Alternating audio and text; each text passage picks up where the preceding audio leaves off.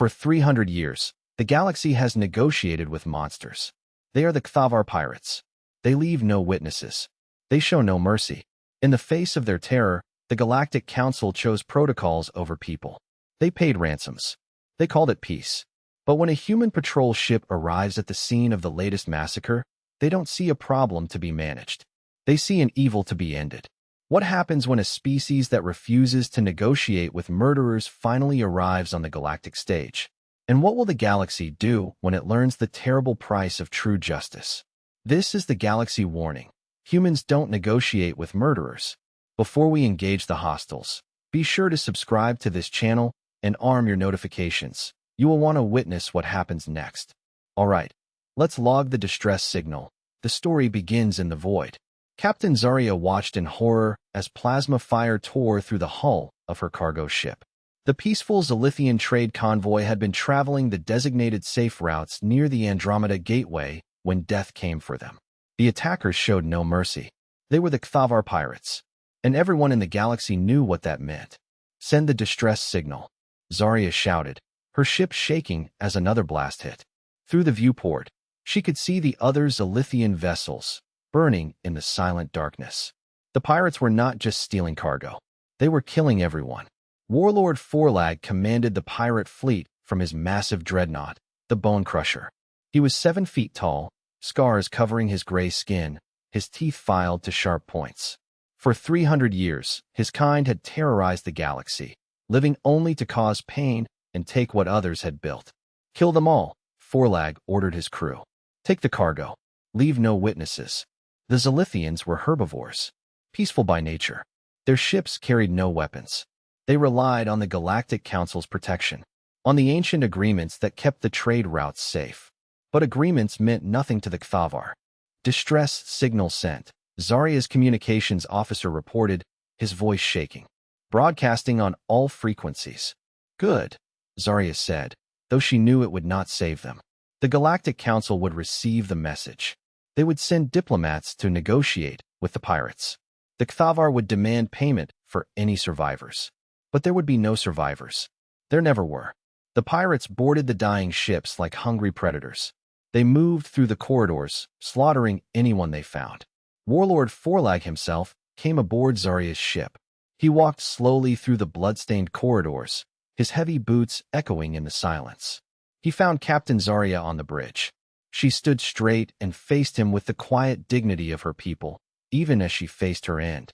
I am Warlord Vashtar, the pirate leader announced. Your cargo now belongs to me. Your lives are forfeit. We are peaceful traders, Zarya replied. We have done nothing to harm you. Vashtar laughed, a sound like breaking glass. You exist. That is harm enough. The strong take from the weak. This is the way of the universe. The Galactic Council will. The Council will negotiate, Vashtar interrupted. They will offer me money to return survivors that do not exist. They know this, but they pretend otherwise. It helps them sleep at night. He raised his plasma rifle. Zarya closed her eyes. Light years away, the human patrol ship Vigilance was conducting routine surveys. Captain Anya Sharma was reviewing mineral reports when her communications officer picked up the Zalithian distress signal. Captain, emergency transmission, Lieutenant Hayes reported. Zalithian trade convoy under attack near the Andromeda Gateway. Anya's face, framed by short black hair, hardened. Her steady brown eyes had seen too much war in humanity's own turbulent expansion to the stars. Distance to the signal source? She asked. 4 hours at maximum velocity, the navigator replied. Set course. Maximum speed. Captain, her first officer cautioned. The signal is 12 hours old. By the time we arrive. I know, Anya said quietly. But we have to try. As they raced toward the attack site, Anya studied the Council's reports on the Kthavar pirates. The files made her sick. For centuries, these monsters had killed millions of innocent beings. And the galaxy's response was always the same. Negotiate. Pay ransom. Hope they go away. It's madness, she muttered to her officers. How can civilized beings negotiate with murderers? The Galactic Council says it prevents larger wars, Captain, her first officer replied. The Kthavar are too powerful to fight directly. Someone needs to try, Anya said. When the Vigilance arrived, they found only a graveyard. Wreckage and bodies, drifting in the cold void. Anya ordered recovery teams to search for survivors, but she knew. The scanner readings told the story. The pirates had targeted life support systems first. They wanted their victims to suffer. "Captain," Hayes called out. Incoming transmission from the Galactic Council. The holographic image of Ambassador Kalen appeared. The Altarion diplomat looked tall, thin, and tired. "Captain Sharma, we have received word of the Kthavar incident. Please withdraw your ship immediately. We will handle negotiations with Warlord Vashtar." Anya stared at the ambassador with disbelief. "Negotiations? Ambassador, there are no survivors. The pirates killed everyone. That cannot be confirmed without a proper investigation," Kalen replied, though his voice lacked conviction. "The Council has protocols for these situations. We have been dealing with the Kthavar for 3 centuries. Trust our experience. Your experience has allowed mass murderers to operate freely for 300 years, Anya said, her voice dropping to a dangerous low. "With respect, Ambassador, your protocols have failed." Kalen looked shocked. "Captain, you must understand. Direct confrontation would lead to a war across multiple systems. Millions could die. Millions are already dying," Anya replied. "They're just dying quietly, so the Council can pretend it's not happening." The conversation ended badly. Ambassador Kalen warned of sanctions if humanity interfered. Anya listened politely, then ordered her crew to begin tracking the Kthavar fleet. She sent a single, coded message to Earth Command. She requested backup, and she requested permission to engage. The response came quickly. Admiral Marcus Kane was already on his way with a task force. The age of negotiating with murderers was about to end. The emergency session of the Galactic Council was unlike any in recorded history. The human vessel Vigilance has refused all diplomatic contact, Ambassador Kalen announced to the Assembly. They are actively tracking the Kthavar fleet with what appears to be hostile intent. A murmur of shock rippled through the chamber. "Surely they understand the consequences," rumbled a bear-like Borvinian representative. "We have explained the situation clearly," Kalen replied. "The humans, they claim, they do not negotiate with murderers. They seem to believe violence is an appropriate response to violence." The assembly buzzed with confused chatter. To most species, the concept was alien. War was worse than piracy. The council had learned this lesson through bitter experience. "Perhaps we should review the history," said Senator Quillen of the Celestial Republic, his soft, musical voice silencing the room. 200 years ago, the hegemony of Rixur attempted to destroy the Kthavar. The result was the devastation of 17 worlds and the death of 4 billion beings. The pirates' fleet grew stronger by stealing Rixur military technology. We learned then that some problems cannot be solved by war. Nods of agreement came from around the chamber. The galaxy had chosen survival over justice long ago.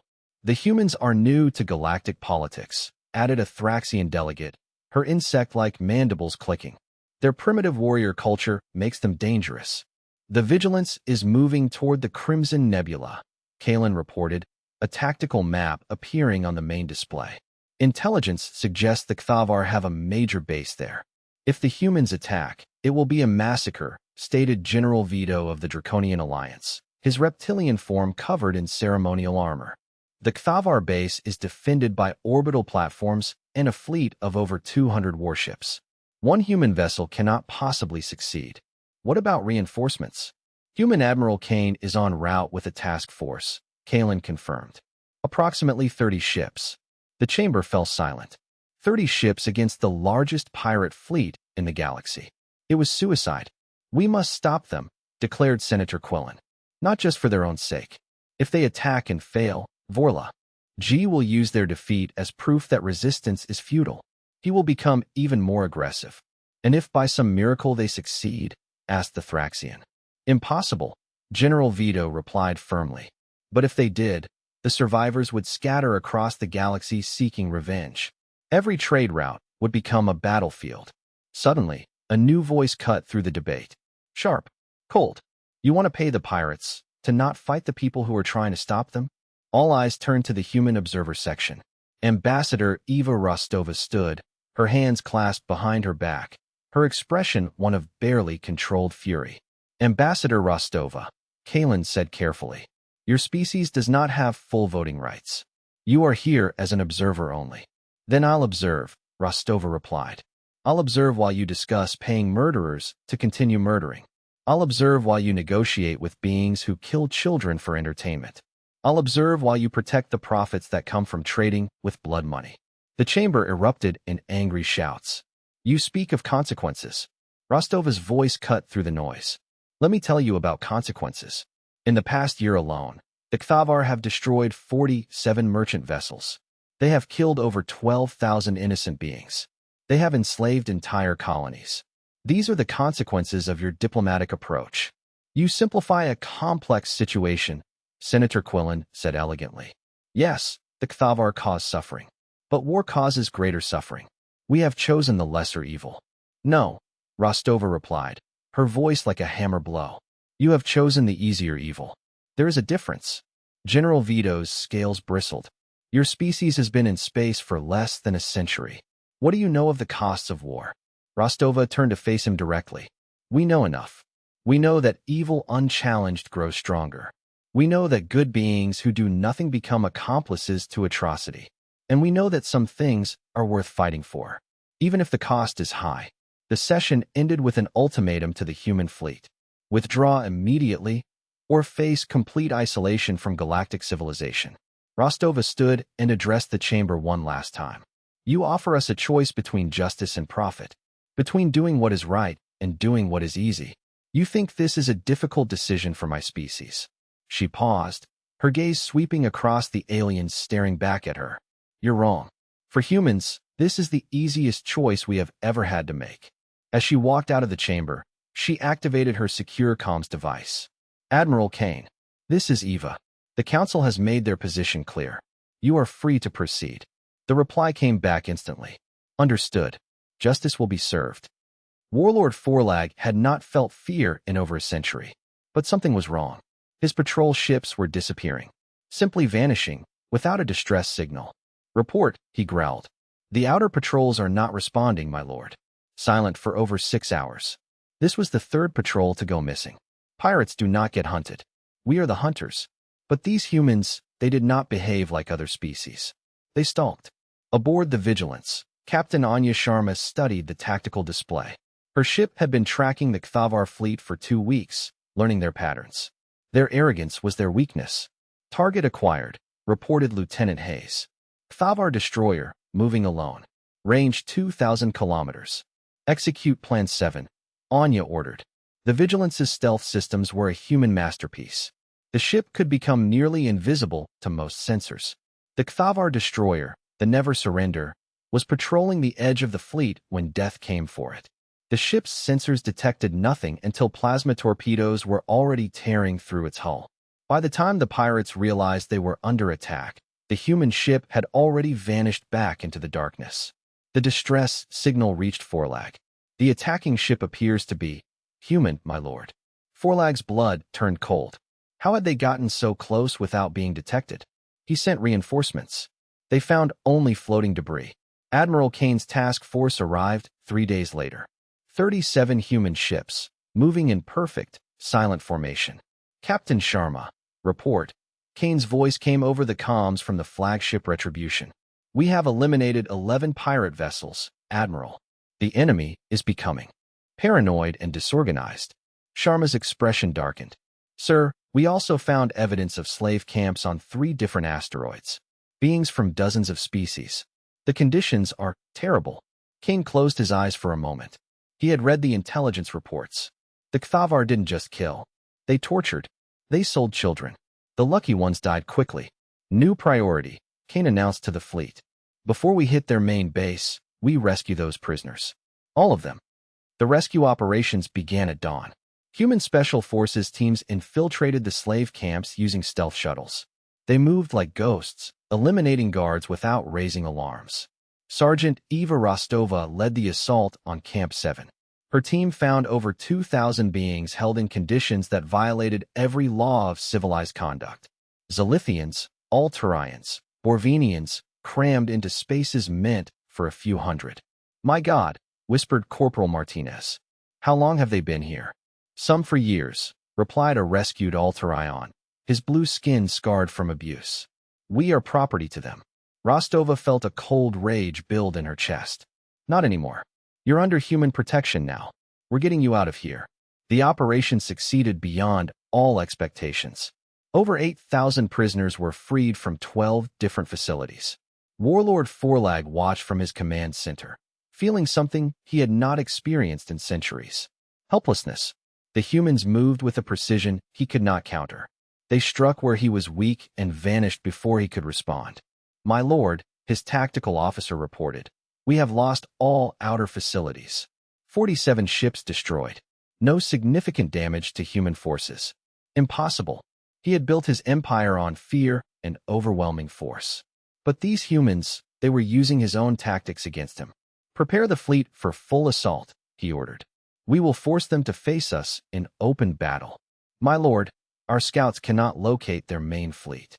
"Then we will force them to show themselves." Forlag's eyes gleamed with cruel intelligence. "Send a message to every inhabited world in this sector. Tell them that for every day the humans continue their attacks, we will destroy one civilian colony." He smiled. "Let us see how long their noble principles last, when innocent beings start dying because of them." The ultimatum reached Admiral Kane. The moral calculus was simple. Save thousands of rescued slaves, but doom millions of colonists. He studied the faces of his crew. They were good people.